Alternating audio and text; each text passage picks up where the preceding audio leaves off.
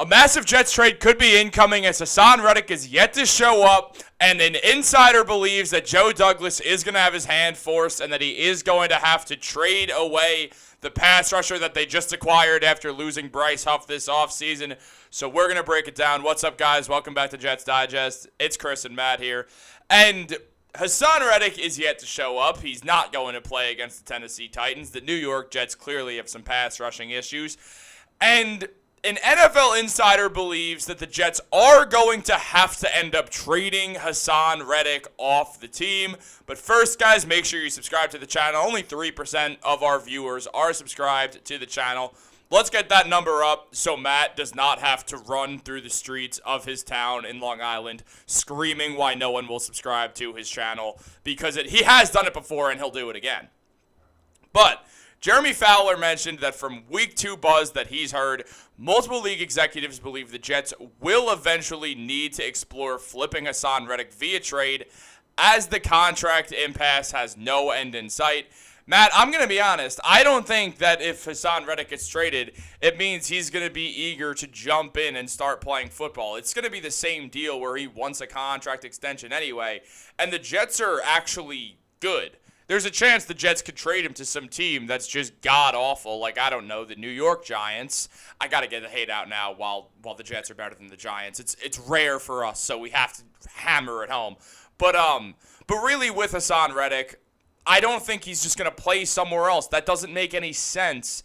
So what are you thinking on this front?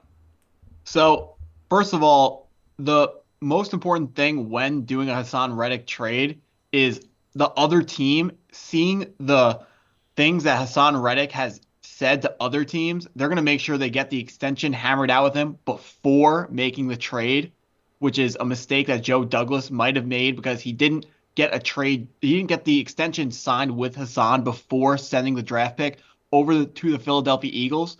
So going back over the timeline of Haason Reddick with the New York Jets, back in April, he was on the Philadelphia Eagles. He was disgruntled. He was looking to secure a long-term deal that was going to pay him a lot of money. He was looking for TJ Watt, Myles Garrett type of money, $25 to $28 million per year. So Joe Douglas went to Howie Roseman, who was the Eagles GM, and he got the details of the trade worked out with draft picks. He decided he was going to send a conditional third-round pick to the Eagles, which would turn into a second-round pick if Haason Reddick played over an agreed percentage of the snaps for the Jets on defense that year.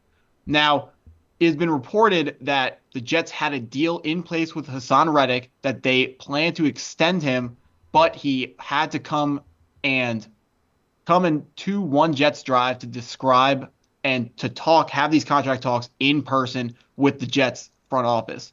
Now, somewhere along the lines, maybe Haason Reddick changed his mind. Maybe someone wasn't clear with what the expectations for the other side was, but that extension hasn't happened. The Jets have offered more money to Haason. They've tried to move around where the guarantees are in his contract. But as we stand today on September 13th, there's still no contract signed, no end in sight, and now we're getting these troubling reports from other guys talking about how GMs think that the Jets should trade Haason Reddick, and that might be how this ends up. But we have to remember that the Jets have all the leverage in the Haason when it comes to Haason's contract, because they have him under contract, and he needs to play at least 6 games this year to accrue a year. Or if he doesn't accrue that year, he's going to have to be back with the Jets next year. So the number one thing to remember when trading him is the Jets, not only do they need to find, 1, a team with a need for a pass rusher like Haason Reddick. 2, they need to have draft capital to be able to trade for Haason Reddick. 3, they need the cap space to be able to sign the monster contract that he will no doubt demand before they trade for him. And then 4, they're going to need to have the conviction on Haason Reddick to pay him a ton of money, even though he hasn't even played a single snap for their franchise. And now the team that he's on, he's making it a problem. Maybe some front offices don't want to inherit a problem, which they might see Haason Reddick as potentially inheriting a problem should they trade for him. So I did a solo kind of talking about Haason Reddick, and something that came to mind for me is like, if you're not going to do this with the Jets, if you're not going to stick this out, the Jets are not just going to decide, all right, let's just toss Haason Reddick in the trash.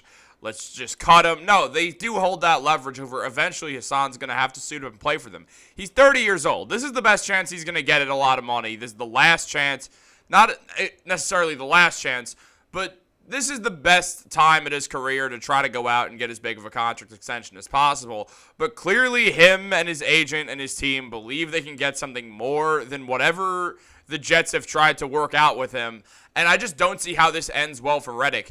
It's not that holdouts never work. I mean, Le'Veon Bell got paid a lot of money after he held out from the Steelers in his final year before signing with the Jets, and I don't put all that on Le'Veon Bell that he came back and didn't do anything for the team because, well, Adam Gase coached, and what was Greg Van Roten going to do to help Le'Veon Bell? Like, what was Le'Veon supposed to work out with Connor McGovern to protect him? No, it just was never going to work because, well, the Jets were awful.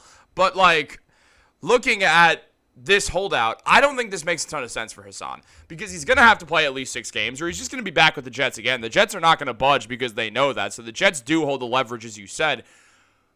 I feel like Haason Reddick is becoming dangerously close to being just known as a head case. And once you get that kind of I'm losing the word. Once you get that kind of stigma around you, it just becomes this situation where everyone's going to be wary of paying you. No one is going to be going in like, well, yeah, let's offer him 4 years when he's going to be 31 looking for a contract extension. Let's pay him till he's 35. He's not Von Miller, who got paid that absurd contract by the Bills. It's a different thing. Haason Reddick's not as good. So I feel like what's going to happen is if Haason doesn't play, he's going to waste a year of his prime. He's not at any time going to get some long-term contract from another team through what he's doing now.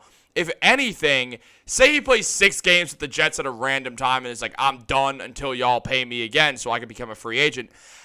I think that more likely than not, he's going to end up having to sign a prove-it contract. He'll either play well enough where maybe he'll get a 2 or 3 year deal, and then after that, back to smaller 1-year deals when you're 34 if you want to even keep playing, or he's not going to play that well in the prove-it deal, sign a different prove-it deal with a different NFL team, and basically make the Jadeveon Clowney tour of every single team on a 1-year deal while some team tries to figure out if you can somehow get above 10 sacks in a season.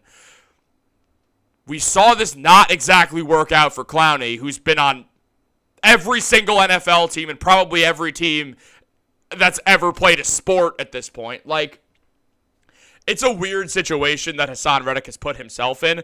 I don't understand why he's so unwilling to play for the Jets if he has to play 6 games. Why do you think he's just like, no? Oh, I do not have an answer for that because it doesn't make any sense why he wouldn't want to play for the Jets because there was reports that some teams were worried about Haason Reddick because they were worried about him sack chasing is what they called it, which was kind of abandoning his job on a play to just go for a sack. And it was like a high risk, high reward strategy because sometimes he got the sack, but sometimes he put his defense in a bad spot. But if you remember when we traded for him, Coach Saleh said, we're okay with that. He said, you go get the sacks, we'll take care of everything else. So you're talking about these 1-year prove-it deals, but this is an opportunity for a 1-year prove-it deal from the Jets. So I can't understand why he wouldn't be trying to prove himself right now, because one thing that's no doubt factoring into his mind is the fact that he's been underpaid for his entire career because he was originally drafted to play linebacker and he wasn't very good at linebacker, but once he moved to pass rusher, that's when he really found his groove inside the NFL. But so he got underpaid by some teams, so now he's trying to, whatever team he can, he's trying to hold them over and make sure he can get paid as much money as he can right now to make up for lost time. Now, the problem with this holdout is it's a horrible lose-lose for both sides. The Jets don't come out of it looking good. Frankly, the front office looks dumb for making the trade for a guy who doesn't want to sign with them. Haason Reddick is losing $791,000 for every game he holds out. How much money? The point of the holdout is to get more money is to make more money. But every week he loses $800,000. So how much money does he think he's going to sign for?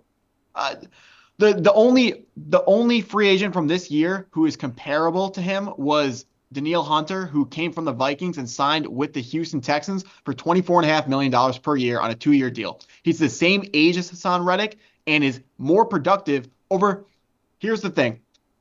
The last 4 years for Danielle Hunter, he has been less productive for Haason Reddick, but he got hurt. He was hit with a season-ending injury for one of those 4 years. If you give him a pass on that year and go back the last 5 years, Danielle Hunter has been more productive than Haason Reddick. So some people say the best ability is availability. So that's why you'd rather have Haason Reddick over a guy like Danielle Hunter. But the point I'm getting at here is Danielle Hunter gets more sacks and is getting paid $24.5 million, which is below the range that Haason Reddick is searching for of that $28 to $25 million range.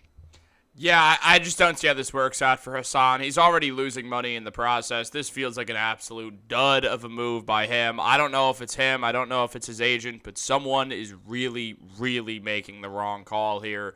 Whoever it is, that we're going to have to see, and we're going to have to see how this works out for the Jets and Haason Reddick. Let us know what you think in the comments down below. Like this, subscribe, turn on post notifications, all that good stuff. Have a great day, and go Jets.